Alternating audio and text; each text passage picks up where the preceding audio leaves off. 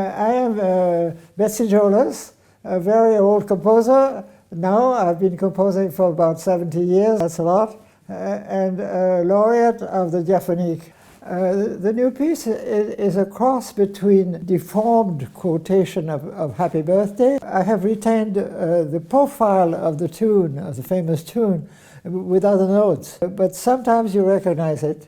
Sir Simon did recognize it too. And then I tried to evoke my memories of Mozart operas and others. And then suddenly, I had been going for quite a while, the idea came that I should have a soprano voice come in at the end. I have wondered whether this came from the fact that in recent programs I have often been paired with Gustav Mahler. Maybe he influenced me from afar. I call this soprano voice a messenger angel. She comes in to call everybody to celebrate, and she tells about her joy of being there, and she calls everybody, including a baby in his cradle. He says, "You will also come." Huh? Et toi, it's in French for the moment. Et toi, le tout petit, tu viendras aussi. So it's not a literary text. It's just a calling text. Yeah. I was brought up in France, and I spent the 6 years of the war in America.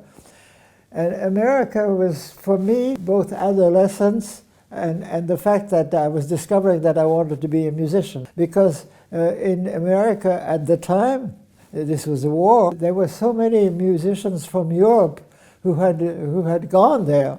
I remember listening to Bartok in person playing. I remember singing in a chorus under Toscanini. Having finished my French general studies in America, I went to the Lycée Français, the French Lycée in New York. And then I started music studies, and I sang in a chorus. The Dessau choirs was Paul Berkeley, and he was Swiss, so he had a link with Europe, of course. And he started me in harmony and counterpoint. And then he was appointed in Bennington College. He said, "Why don't you join me in Bennington, and we'll finish your schooling there."